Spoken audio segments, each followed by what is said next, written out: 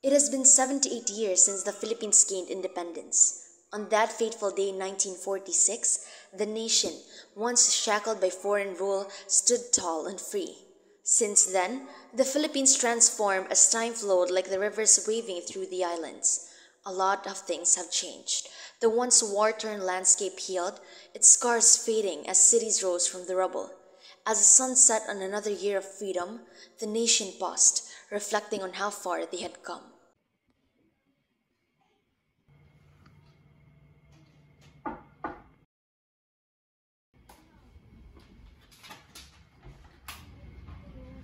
Lola, you're here! I miss you po!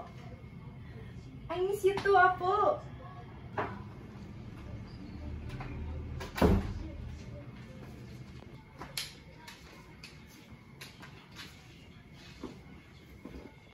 Oh my! Look at how much you've grown! Lola, can you tell me a new story again? Miss ko na po ang mga kwento mo dati. Nako! Hindi ka ba nagsasawa sa mga pinagsasabi ko? Never po, Lola. I like it nga po because I get to know what happened in the past. Kasi sabi mo, lahat ng mga kwento ay totoo nangyari noon. Hay nako! Ikaw talagang bata ka. Sige na nga. The sun rises over the rice fields of Manhayang, casting a golden hue over the village. Farmers work the land, the rhythmic movements creating a sense of harmony. The village is alive, yet calm.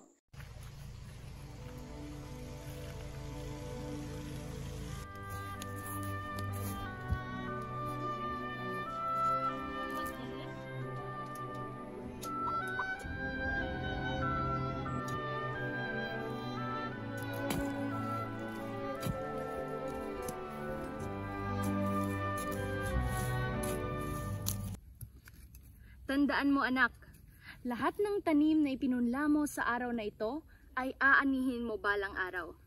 Kaya, dapat ay alagaan mo sila ng mabuti upang lumaki silang malusog at malaki. Alam ko po, Nay, balang araw, magkakaroon din ako ng sariling taniman. Tapos, sabay kami ni Lucia magtatanim kasama ng aming mga supling. Mabuting babae si Lucia anak. Nakikita kong masaya kayong mamumuhay balang araw. Napakaswerte mo. Opo naman, Nay. Gusto ko siyang mabigyan ng mabuting buhay. At kaya mo yung maibigay. Tandaan mo lang, the land provides if you honor it. Carding walks along the path, heading home after a long day work. As he approaches his small hut, he sees Lucia waiting for him.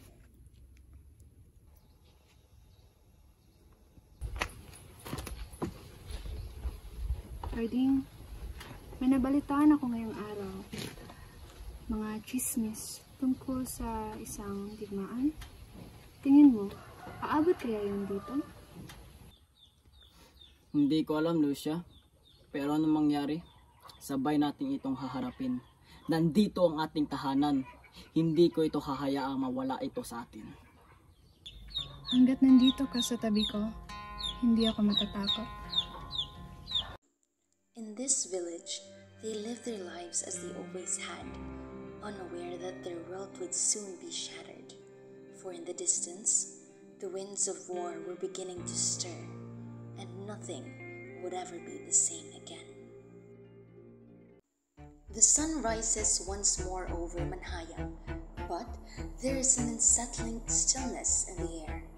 The usual sounds of the village are quieter, as if nature itself senses the looming danger.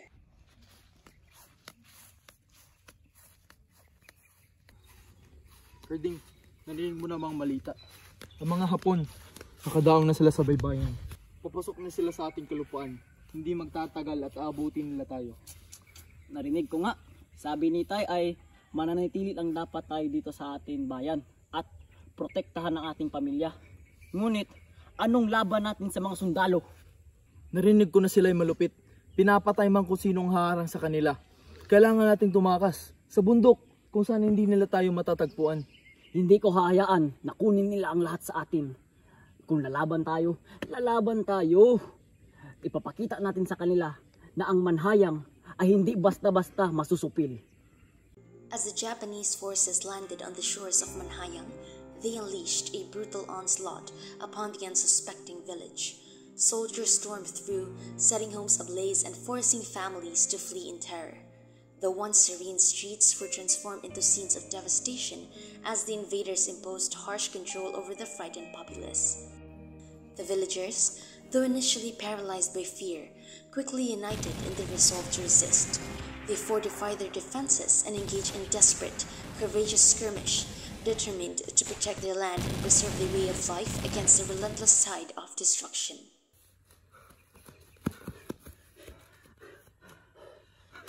Naagaw na lahat ng mga Hapon.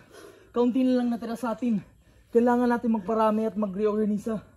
Lalaban tayo, Adring. Kailangan natin ito gawin para sa mga lumalaban at para sa mga hindi nakaligtas.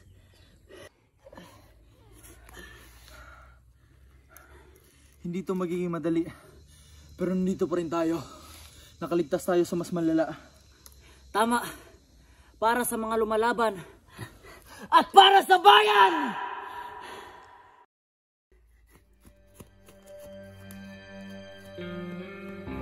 Lucia! Lucia! Asan ka na?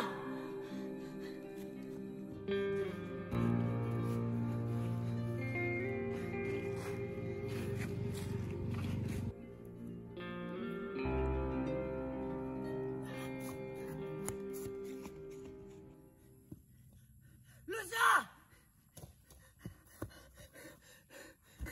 Hindi. Sinong gumawa nito sa'yo? Carding, sinubukan kong protektahan ng mga bata. Pakiusap, Lucia. Maghintay ka dito. Akain kita palabas dito. Huli ng lahat, Carding. Pakiusap, iligtas mo ang iba. Huwag mong sabihin ganun. Maghanap tayo ng tulong sa iba. Maghintay ka lang. Carding, mahal kita. Sabihin mo sa kanila, ginawa ko ang lahat ng aking makakaya. Mahal din kita, Lucia. Pasensya na. Sana nagawa ko pang higit. Lucia! Lucia! Lucia! As the dust settled from the relentless onslaught of war, Carding stood amidst the ruins of Manhayang, a shadow of his former self. The battle had taken a devastating toll, both on the land and on Carding himself. He wandered through the remnants of what was once his home, the weight of Lucia's loss heavy on his shoulders. The memory of her final moments haunted him, mingling with the desolation around him. Despite the destruction, he was determined to honor her sacrifice by rebuilding what had been lost.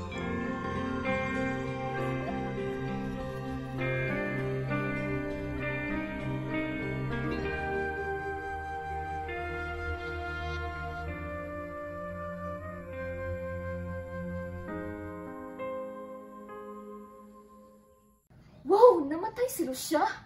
Lola, kawawa naman po si Carding! Ganoon talaga ang buhay, Apo. May mga taong dumarating sa buhay natin na sa kalaunay lilisan din. Pero Lola, pagkatapos po dun, ano na po nangyari? Di ba po buong Pilipinas ang sinakop ng mga Hapon noon? Nako! Marami, Apo. Marami pang paghihirap ang dinanas ng mga Pilipino. Hindi natapos sa World War II ang pasakit na dinanas ng mga Pinoy. Ah, katulad po ng mga kwento sa isinulat mo pong libro, Lola? Oo, Apo. Naging malaki ang papel na ginampanan ng manunulat sa panahong iyon. Sa bawat tinta at papel na ginagamit ng manunulat, ay ang taglay nitong kakayahang makapagbigay ng aliw, emosyon, kaalaman, at kaliwanagan sa mga isipan ng bawat mambabasa. At tulad na lamang sa ikinuwento ko ngayon sa iyo, na isinulat sa isa kong matalik na kaibigan na si Esteban Javellana. Isang taon matapos makamit ng Pilipinas, ang kalayaan nito bilang isang bansa, ay inilathala ang librong may pamagat na Without Seeing the Dawn. At iyon ay ang ikinukwento ko ngayon sa iyo. That's interesting to hear, Lola. With that source theme, which is about the colonization by the Japanese, I think the author wants its readers to fully see what the colonizers have done, particularly in the provincial areas of the Philippines. Still, it was a great story, Lola. Thank you for telling it to me.